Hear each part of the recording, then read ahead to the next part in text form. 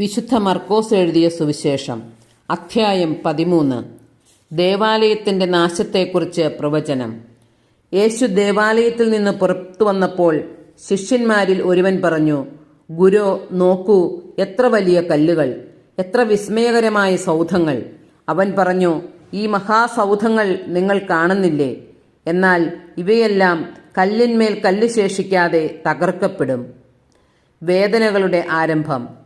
അനന്തരം അവൻ ഒലിവുമലയിൽ ദേവാലയത്തിന് അഭിമുഖമായി ഇരിക്കുമ്പോൾ പത്രോസും യാക്കോബും യോഹന്നാനും അന്ത്രയോസും അവനോട് സ്വകാര്യമായി ചോദിച്ചു, ഇത് എന്ന് സംഭവിക്കുമെന്നും ഇവയെല്ലാം പൂർത്തിയാകാൻ തുടങ്ങുമ്പോൾ അടയാളം എന്തായിരിക്കുമെന്നും ജനങ്ങളോട് പറയുക. യേശു അവരോട് പറഞ്ഞു, ആരും നിങ്ങളെ വഴിതെറ്റിക്കാതിരിക്കാൻ സൂക്ഷിച്ചുകൊള്ളുവിൻ. ഞാനാണ് എന്ന് പറഞ്ഞ് പലരും എൻ്റെ നാമത്തിൽ വരും. അവർ അനേകരെ വഴിതെറ്റിക്കും. നിങ്ങൾ യുദ്ധങ്ങളെപ്പറ്റി കേൾക്കും, അവയെപ്പറ്റി കിംവദന്തികളും.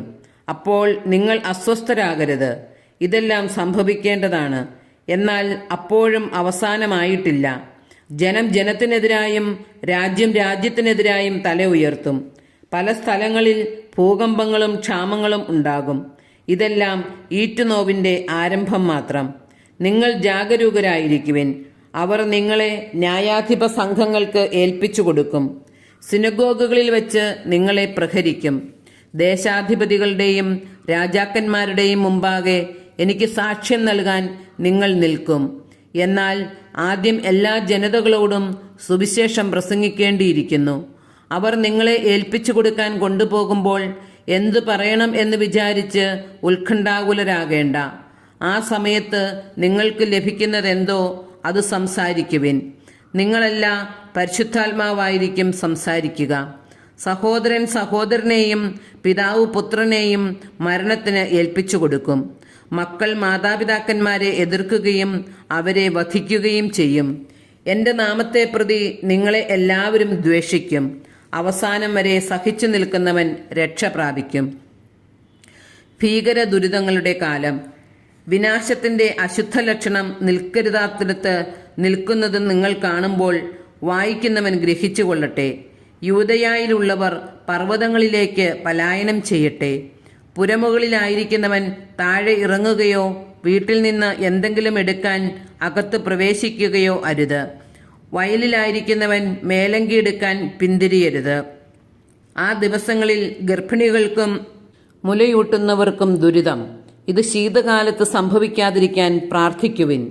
ദൈവത്തിന്റെ സൃഷ്ടികർമ്മത്തിന്റെ ആരംഭം മുതൽ ഇന്ന് വരെ ഉണ്ടായിട്ടില്ലാത്തതും ഇനി ഒരിക്കലും ഉണ്ടാകാത്തതുമായ കഷ്ടതകൾ ആ ദിവസങ്ങളിൽ ഉണ്ടാകും.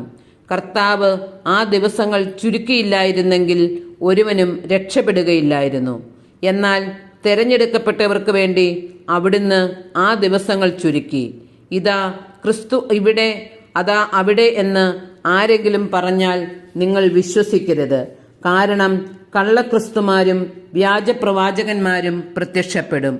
സാധ്യമെങ്കിൽ തെരഞ്ഞെടുക്കപ്പെട്ടവരെ വഴിതെറ്റിക്കുന്നതിന് അടയാളങ്ങളും അത്ഭുതങ്ങളും അവർ പ്രവർത്തിക്കും.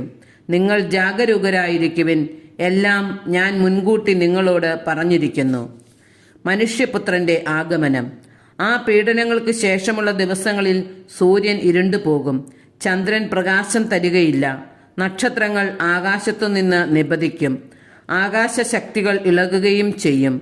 അപ്പോൾ മനുഷ്യപുത്രൻ വലിയ ശക്തിയോടും മഹത്വത്തോടും കൂടെ മേഘങ്ങളിൽ വരുന്നത് അവർ കാണും. അപ്പോൾ അവൻ ദൂതന്മാരെ അയക്കും. അവർ ഭൂമിയുടെ അതിർത്തികൾ മുതൽ ആകാശത്തിന്റെ അതിർത്തികൾ വരെ 4 ദിക്കുകളിലും നിന്ന് അവന്റെ തെരഞ്ഞെടുക്കപ്പെട്ടവരെ ഒരുമിച്ച് കൂട്ടും. അത്തിമരത്തിൽ നിന്ന് പഠിക്കുവിൻ. അതിൻ്റെ കൊമ്പുകൾ ഇളതായി തളിർക്കുമ്പോൾ വേനൽക്കാലം അടുത്തിരിക്കുന്നുവെന്ന് നിങ്ങൾക്കറിയാം. അതുപോലെ തന്നെ ഇക്കാര്യങ്ങൾ സംഭവിക്കുന്നത് കാണുമ്പോൾ അവൻ സമീപത്ത് വാതിൽക്കലകലെ ഇരുത്തിയിരിക്കുന്നുവെന്ന് ഗ്രഹിച്ചുകൊള്ളുക. ഞാൻ സത്യമായി നിങ്ങളോട് പറയുന്നു, ഇവയെല്ലാം സംഭവിക്കുന്നതുവരെ ഈ തലമുറ കടന്നു പോവുകയില്ല. ആകാശവും ഭൂമിയും കടന്നു പോകും, എന്നാൽ എൻ്റെ വചനങ്ങൾ കടന്നു പോവുകയില്ല. സദാ ജാഗരൂകരായിരിക്കുവിൻ. എന്നാൽ ആ ദിവസത്തെക്കുറിച്ചോ ആ മണിക്കൂറിനെക്കുറിച്ചോ പിതാവിനല്ലാതെ മറ്റാർക്കും, സ്വർഗത്തിലുള്ള ദൂതന്മാർക്കോ പുത്രനു പോലുമോ അറിഞ്ഞുകൂടാ. ശ്രദ്ധാപൂർവം ഉണർന്നിരിക്കുവിൻ, സമയം എപ്പോഴാണെന്ന് നിങ്ങൾക്കറിവില്ലല്ലോ. വീട് വിട്ട് ദൂരേക്ക് പോകുന്ന ഒരുവൻ സേവകർക്ക് അവരവരുടെ ചുമതലയും കാവൽക്കാരന് ഉണർന്നിരിക്കാനുള്ള കൽപ്പനയും നൽകുന്നതുപോലെയാണ് ഇത്. ആകയാൽ ജാഗരൂകരായിരിക്കുവിൻ. എന്തെന്നാൽ ഗൃഹനാഥൻ എപ്പോൾ വരുമെന്ന് സന്ധ്യയ്ക്കോ അർദ്ധരാത്രിക്കോ കോഴി കൂവുമ്പോഴോ രാവിലെയോ എന്ന് നിങ്ങൾക്കറിഞ്ഞുകൂടാ. അവൻ പെട്ടെന്ന് കയറി വരുമ്പോൾ നിങ്ങളെ നിദ്രാധീനരായി കാണരുതല്ലോ. ഞാൻ നിങ്ങളോട് പറയുന്നത് എല്ലാവരോടുമായിട്ടാണ് പറയുന്നത്. ജാഗരൂകരായിരിക്കുവിൻ.